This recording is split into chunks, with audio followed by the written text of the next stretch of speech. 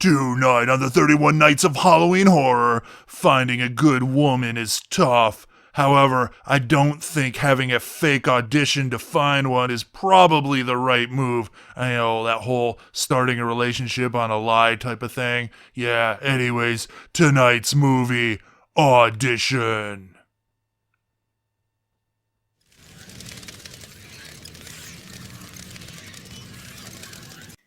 Hello, everybody, and welcome back to another episode of the 31 Nights of Halloween Horror! Ow! The worst apocalypse ever! Yes, episode number 31! Happy Halloween, everybody! We have made it, unless I die in the middle of recording this. But, barring that, we have made it through this marathon of murderous mayhem to cap off this decade of debauchery, this decade of death. Yes, coming off of last night's, I would say, strange, slow burn, psychological vampire story. Maribito. Great film.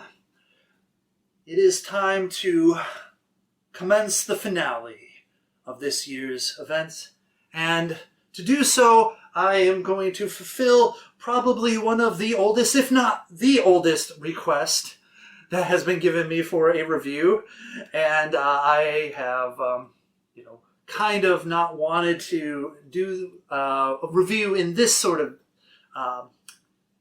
how you would say, haphazard style, but because I'm probably never going to do a proper review because YouTube is bullshit, copyright is bullshit. It's just too much hassle to work, 9-10 hours to make a proper video and then have it be blocked in every country. And then you have to, do all the rigmarole, and then they'll strike your channel, and then you have to do all the rigmarole, and then finally they'll release the strike, and then half a year later they'll restrike it for the same thing, and it's like, it's just too much hassle. Sorry, too much hassle. But so tonight, the final episode, we are going to, I gotta review the movie Audition. Takashi Miike's probably masterpiece. Anyways, Audition. So, what is Audition about? Well, it is about a middle-aged man who is a widower. His wife lost a battle with some undisclosed illness, and 7 years afterwards, with a little nudging from his son and maybe a little insult there too, he decides that he is going to look for a new wife, settle down again, and, not really settle down. I mean, he's probably been wasting away all this time. Basically, find himself a woman and get married again and renew your sense of viva. Anyway, so he is having a hard time finding a woman. After all, I know that one for a fact, that it is very hard to find a woman, especially these days, and it was hard those days. What was true before is true in the present and will be true in the future. It's just always very tough to find people that you can gel with. Anyways, so his friend who works in the movie industry decides to hold a fake audition for a movie. I mean, they might make this movie, but they probably aren't. So that he can choose from a myriad of potential candidates. Because, after all, this man wants someone who's got a little talent, some panache, and of course, good looks, and probably youth. Anyways, so he is given all of these applications, these resumes, and he's got to kind of narrow it down to 30 people. And one application really strikes him because apparently this girl she had a tragedy in her life. She was trained to be a ballerina, and that she wanted to go study and work ballerina in London, but she had a hip injury that caused her dream to die, and that really hurt her. But then she accepted it, like accepting a death, and I think that kind of hit home with him because he, had to accept the fact that his wife has died, and life goes on, and that's how life is, and there's things you cannot control, and that's one thing he couldn't control, that's one thing she couldn't control, so he was already drawn to her. Plus, she kind of has this look about her. And so the audition happens, and we get a myriad of different types of people. I mean, we had one whose entire office was devoted to adult work, and the one guy, the friend of the widower, said like, keep her for another project, okay? Anyways, so we finally get to meet the girl. Her name is Asumi, and of course, the man is just smitten with her, and his friend is just like the scene. He's just like looking, like keeps looking at him, going like, "This, her, she's the one. You're the all these girls. You, what? I mean, okay." So, anyways, he just love at first sight, I guess. Just instantly, bam, attracted to her, and so he goes out, calls her up, and says, "Hey, can we talk about things? I just want to get to know you." She says yes, and they talk, and they kind of hit it off, and he is just like really giddy, I have had that feeling too, like you're like, oh man, this is so great, this is great, man, she's into me, I'm into her, yeah. And of course the friend is like, man, she is kind of sketchy, I've been doing some digging. She said that she knew this guy in the music industry, but that guy has been missing for a year. A whole bunch of things. He's got this weird feeling about her, but no, the widower is just like, no, man, no, I'm not. I was not born yesterday. I'm not gonna have the wool pulled over my eyes. I know this girl. She's fine. She's great. I'll be careful, but whatever. And he's like, no, man, just don't call her. Just don't call her. Just take it easy. Slow down. Find out more about her. But of course, the man, he can't resist. And of course, he calls her. And the scene which he calls her, she is in her apartment, head down. You could see her spine, the back of her neck. She almost looks alien in a way, inhuman. And of course, when the phone rings, she's got this wicked smile on her face. Yeah, so he, of course, begins to date her. They go out, they talk, they eat. He learns about that she had a bad childhood. That she was abused, and that she was neglected, and really, really bad things. But all that stuff, of course, creates sympathy, and he really, really, really wants this to work, and it decides that he's going to pop the question when they go out to the coast to have a little party of their own, a little vacation. And so, of course, he goes there. She undresses, tells him to look at her body. He sees scars. Apparently, she was burned on the legs, and yeah, kind of weird, whatever. Anyways, so apparently they do the deed, and then in the middle of the night, he's woken up by a phone call. It's the maitre d'. He's like saying, hey, your guest left. I mean, are you still going to be there? Are you still planning to stay the rest of your stay? And he's like, what do you mean she left? And so now he's out going around trying to find her. And, there was a thing where she said that she worked at this bar. So he remembers the bar. He goes to the bar trying to find any person who knows who she is so that he can get to contact her because, she's not returning his calls. And so he's being desperate. Of course, his friend, he's all like, man, just let her go. Just let her go. She is trouble. She is trouble. Of course, the friend's like all pissed off and mad. He's like, no, man, I will do this. Screw you. And so goes to the bar and finds out the bar has been closed for a year. Yeah, so she was supposed to be working part-time at this bar, but apparently not. The bar has been closed for over a year. The owner was killed horribly, chopped into little pieces, and then when the police tried to put her body back together, there was 3 extra fingers, an extra ear, and an extra tongue.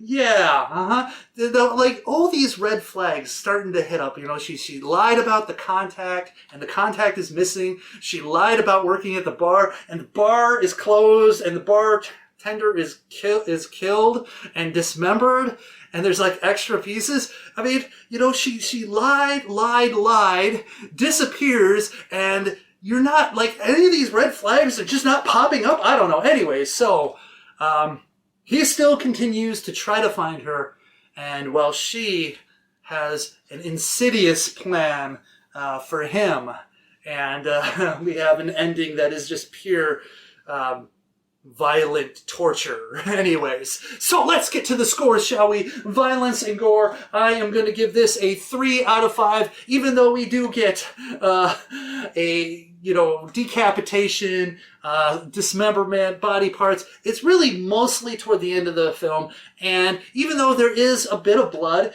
it is not pervasive, and it is not overly gory. I mean, I guess some people might say, like, oh my god, body parts, that's already a 5, but, I've got, like, maybe a stronger constitution for that. So anyways, a 3 out of 5. Shock value, I'm going to give this a 5 out of 5.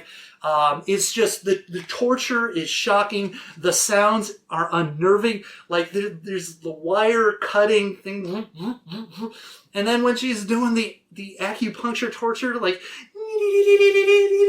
it's just, oh my god, it is just unnerving and shocking to say the least. Plus, there's actually a couple good jump scares in this movie, so it's also, there's some disgustingness, like she vomits into a dog bowl and feeds a captive her vomit regurgitation crap. I mean, just anyways, 5 out of 5. Plot, I am also giving this a 5 out of 5.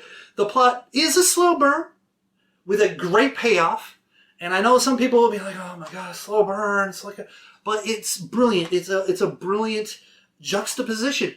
You have what could just be like a romantic drama, maybe a light romantic comedy. I mean, there is some pretty funny parts in the beginning of this movie, in the first part of this movie, and it's intriguing, and you feel for this guy. You're supposed to relate to this guy because he's a guy who seems like a good guy. He's got his child that he's taking care of. He lost his wife.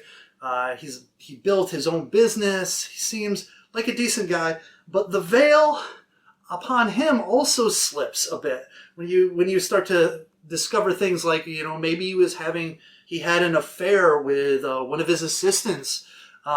Maybe he was hitting on his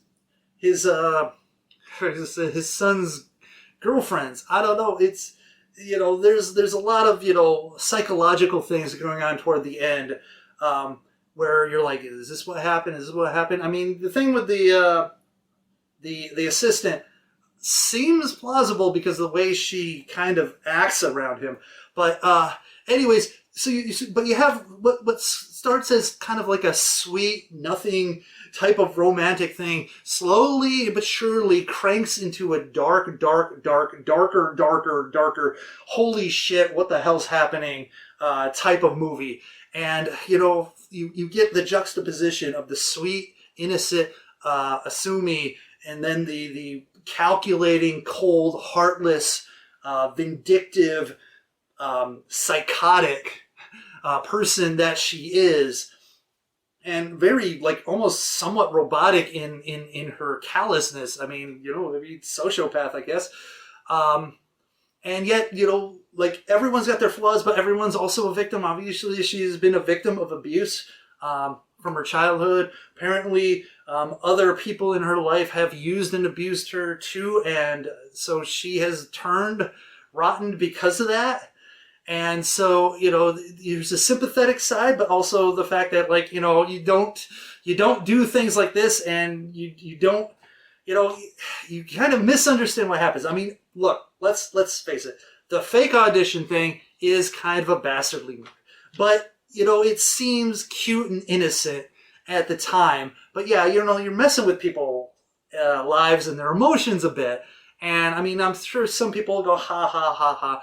And, I understand, and, interesting way of doing things. But you're setting yourself up because you're starting your relationship with a lie. But the thing is, he lied, but she lied too. So it's not like, some people think of this movie as like some sort of feminist revenge, and that she's like an avenging angel to stop misogyny. But no, she is not. She lies. She manipulates.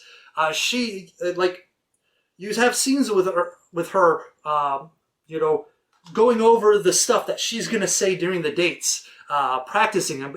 In a way, she is an actress, and she is making a performance for this man to lull him in and trap him so that she can fulfill her sick, twisted desires. And so, so the way this plot works is excellent in all that, just the way that things are discovered and the way things flow up into the end. It is really great. 5 out of 5. Acting, I am also giving a 5 out of 5. Like the friend's performance is really awesome. The way he was, was setting up the whole audition. The way he was trying to warn him about all the problems that around this woman. The girl plays Asumi, just spectacular. The widower is great. Even his son, his small parts. Everyone in this movie does a terrific job. I mean, some of the girls too in the audition. Like, there's this one where she's like, yeah, so this is where scar from my second suicide. This is a scar from my third one, and then it's like, okay, we'll call you. And then she comes back and it's like, hey, wait, we already finished the interview. It's like, well, I'm not finished saying what I'm going to say. It's like, I don't know, it's wonderful, wonderful job all the way around. Great. The emotion, you can tell this guy, the father, the widower, you can see his emotion on his facial expressions. You can feel the confusion and the pain when he can't find her. It's brilliant. It's brilliant. 5 out of 5. Nudity, I am going to give it a 0.5 out of 5. There is one scene where one of the auditioners, she takes her top off, really brief. The other scene where Asumi's like, take a look at my body and sees my scars, she covers herself, so yeah, you can't see anything. Anyways, so 0.5 out of 5. Moving on to enjoyment factor, a 5 out of 5. This movie is engrossing. It is ghoulish. It is shocking. It is frightening. It is scary. It makes you think about like just being a bachelor for the rest of your life, and you can't trust anybody.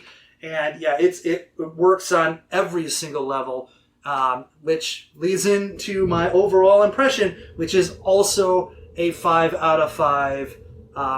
Takashi Miike's masterpiece. It is perhaps more subdued than some of his other works, especially in the violence and gore aspect, but it is just an unnerving, unsettling, just nasty at the end, kind of betrayal of the love story that could have been. And it's a tragedy. It is a horror. It is psychological. It is wonderful. It is spectacular. One of the reasons it's in my top 10 horror movies of all time. Audition, it is great. Anyways, so there you have it. That averages out to a 4.1 out of 5, which is a freaking ridiculous average score. You are doing good things if you can get into the 4 and above in the average score. And oh man, it is great. Highly recommend it. If you have a chance to watch it, watch it. Watch it, watch it, watch it. I'm sure you will love it. Yes, I know there are some people who go, oh, the slow burn. They're going to find that boring. You know, it's... I mean, I can understand it. I can understand it. I disagree.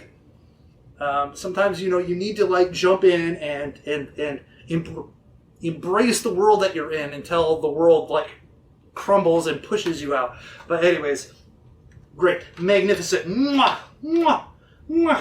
It is magnifico. Anyway, so there you have it. Audition. Tell me what you think in the comments section below. Do you agree with me? Disagree with me? Have you seen it? Have you not seen it? And we have done it. We have finished, completed this year's 31 Nights of Halloween Horror. Happy Halloween, everybody. Hope you have a safe and happy Halloween. And if you're watching this after Halloween, I hope you had a safe and happy Halloween, and hopefully you trick and treat and get some treats and not so many tricks. And yeah, so you may have noticed, I know one of my friends have noticed that the skull is empty, and part of that is because this cap here is broken. And the problem is, if I tighten it all the way, it's really hard to get this cap off because the top will come off, and then this thing is stuck there. And unfortunately, you can close it a little bit, but as you jostle the skull, it begins to leak. But my friend had seen that and decided to purchase some vodka for me. And here it is. Thank you. You know, he's also a subscriber, and I just want to say, yeah, subscribers sent me some vodka. But anyways, Haku vodka, distilled from 100% Japanese rice, bamboo charcoal filtration. So, yeah. So, I think it's time to fill the skull with some nice vodka. Interesting thing about vodka is that you can make it with grains, potatoes. It's not like whiskey where it has to be specific thing, or I guess what you would say. It's not like Scotch where it has to be, specific. Was it barley? I believe. Anyways, vodka can be made out of grains like rice, potatoes, which are not a grain, but anyways, so a rice vodka is not what you would consider out of the ordinary. All right, look at that. That fills it up quite well. I did spill a little bit on me. It's got a kind of a little sweet aroma to it. So got my Hard Rock Cafe San Antonio shot glass for when I went to San Antonio and played in front of the Alamo. So I'm going to pop this on, not all the way because, like I said, I don't want to mess it up. So here is my shot. And I'd like to thank you once again, everyone who's watched any of my 31 Nights of Halloween Horror from the beginning all the way to the end. I am very appreciative that you can join me on this journey through horror, both good, bad, excellent, terrible, mostly good, mostly enjoyable. And I want you all to have a safe and wonderful time in this and, of course, next year. I don't know what the future holds, what I'll be doing, how I'll be doing it, Whether or not this will be the final 31 Nights of Halloween Horror, I don't know. I'm not getting any younger, and this is definitely taking its toll on me. But with that said, here's to another 31 Nights of Halloween Horror. My friends, I love you all. I appreciate you all. And, leave some good cheer in the comment section below. And have anyone who's old enough, please share a toast with me to yet another 31 Nights of Halloween Horror. Another year that we have survived so far. The worst apocalypse ever. It's almost over. Anyways, so until next time, my friends. Slancha, Salu, Kampai. I forgot everything else that people are supposed to say. Cheers.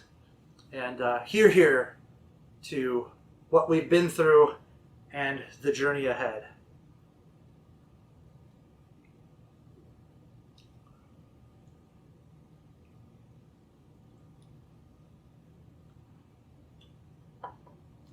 Yeah, it does have a little bit of sweetness to it.